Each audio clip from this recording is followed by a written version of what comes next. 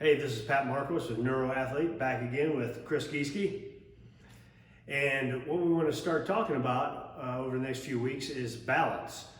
So what is balance? Well, it's a sense that we all have. It's a kind of a global sense, and it is made up from three primary inputs into your brain. Your vision, we see horizontal lines, we see vertical lines. Your vestibular system, which is your inner ear, that is your orientation towards gravity, and that is the system that really tells us where we are in relationship to gravity. And thirdly, proprioception. So proprioception is your brain's 3D map of you in time and space. It's basically your self-sense of where you are. And for balance, a predominant amount of proprioceptive input that we get into the brain to tell us how we're balanced is coming from our feet. So why does that matter in the real world versus the gym world, right?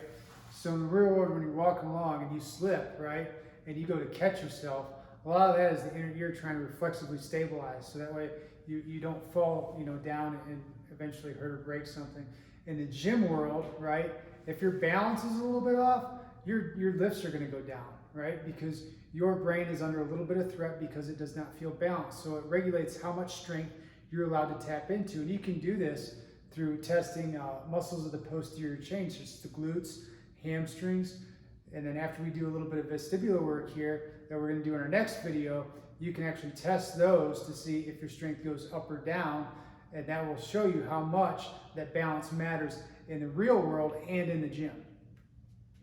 So for the balance, a lot of it has to do with, are we optimal in these systems? A lot of people think they don't have a balance issue if they're not walking around like dizzy or have vertigo. Well, sure, those are clinical level examples of really inhibited balance. But the reality is a lot of people have deficits in one or more of these three systems, don't really know it because they're compensating, so they're not really performing as best they can, either just real world or in the gym.